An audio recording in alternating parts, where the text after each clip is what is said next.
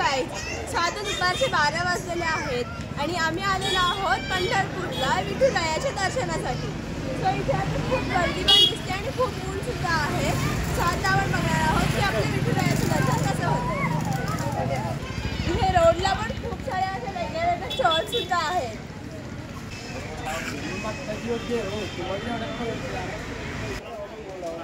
सो आता आम्ही इथे बाप्पासाठी थोडासा हार वगैरे घेत आहोत.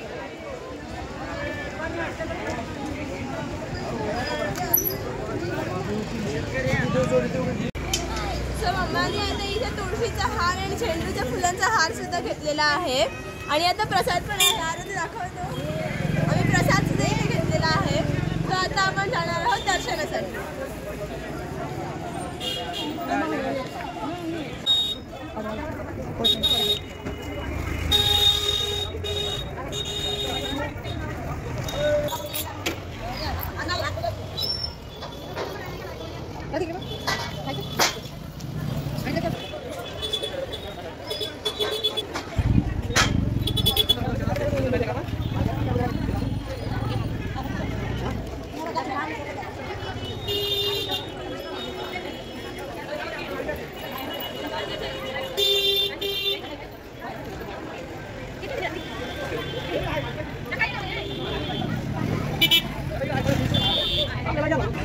सो आता आमचं विठ्ठल रखुमाईचं दर्शन झालेलं आहे आणि आता आम्ही निघालो पुढच्या ठिकाणी आणि तुम्हाला पण पंढरपूरला एकदा नक्की यायचंच आहे.